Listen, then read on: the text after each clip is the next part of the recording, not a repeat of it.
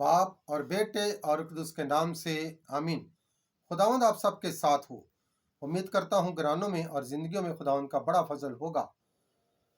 रोज़ों के दौरान 7वां जुमा और 7वां कलमा, दोबारा मिलाप का कलमा, मुकद्दस लूका की अंजील उसका 23 बाब और उसकी 46 आयतें मुकद्दसा में देखते हैं। और यीशु ने बड़ी आवाज से चिल्लाकर कहा, ऐ बाप, मैं अपनी रूह तेरे हाथों में सौंपता हूँ। और ये कहकर उसने अपनी जान दे दी। ज़बूर 31 में उसकी 6 आयत में दर्ज है कि ऐ बाप, मैं अपनी रूह तेरे हाथों में सौंप देता हूँ। ऐ बाप, जिन गुनाहगारों की खातिर मैं मरता हूँ, उनके जानों और रूहों के बदले मेरी जान और मेरी रूह को कबूल कर।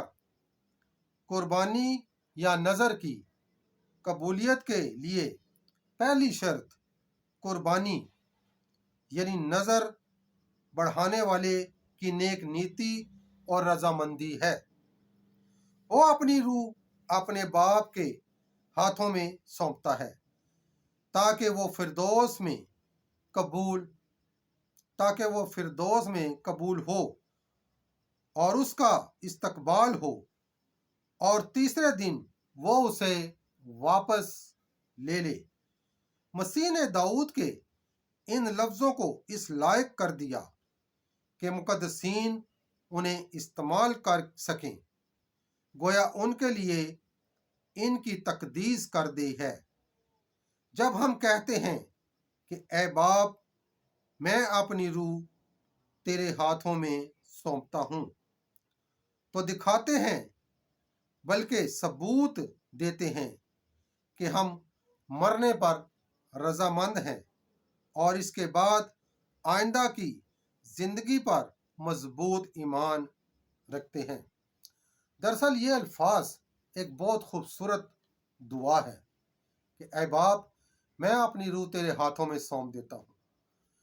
हर वक्त सोने से पहले हमें ये दुआ करनी चाहिए और ये दुआ करके सोना चाहिए कि ऐ बाप, मैं अपनी रूह तेरे हाथों में सौंप देता हूँ। और इससे हम अपनी रजामंदी को भी जाहिर करते हैं कि ऐ बाप, मैं अपनी रूह तेरे हाथों में सौंप देता हूँ, और दिखाते हैं बल्कि सबूत देते हैं कि हम मरने पर रजामंद हैं और इसके बाद आइंदा की जिंदगी पर हमारा मजबूत ईमान है, ताकि जिस तरह हम मौत में अपने यीशु के साथ हैं, उसमें मरने के लिए तैयार हैं, इसी तरह उसके साथ जी उठने में भी हम उसके साथ हैं, क्योंकि वो जैसे ही हम मौत में उसे कबूल करते हैं, उसी तरह वो हमें मरने के बाद अपने साथ जिंदा करेगा। इस पर हमारा मजबूत ईमान है। तो हमें चाहिए कि हम हर रोज सोने से पहले इस दुआ को अपने दिल में रखें और सोने से पहले इन अल्फाजों को अदा किया करें कि ऐ बाप, मैं अपनी रूह तेरे हाथों में सौंप देता हूँ। खुदावंद हमें कलाम मुकद्दस अच्छी तरह पढ़ने, सुनने और उस पर अमल करने की तौफीक अता फरमाए। आमीन। आप भी बोलें आमीन। ऐ हमारे बाप, तो जो आसमान पर है, तेरा नाम पाक माना जाए, तेरी बादशाही आए, तेरी मर्जी जैसी आसमानों में पूरी होती है, ज़मीन पर भी हो। हमारे रोज़ीना की रोटी आज हमें दे, और जिस तरह हम अपने कर्जदारों को बख्शते हैं, तू हमारे कर्ज हमें बख्श दे। हमें आजमाइश में ना पड़ने दे, बल्कि हमें बुराई से बचा, क्योंकि बादशाहत, कुदरत और जलाल हमेशा तेरा ही। आमीन। सलाम मरियम पुरफजल, खुदावंद तेरे साथ है, तू औरतों में से मुबारक है, मुबारक है तेरे पेट का फल यीशु। ऐ मुकद्दसा मरियम, खुदा की माँ, हम गुनहगारों के वास्ते दुआ कर, आप हमारी मौत के वक्त। आमीन। जलाल बाप और बेटे और रुल कुद्स का हो, जैसा कि इब्तिदा में था, अब है और हमेशा होगा। आमीन।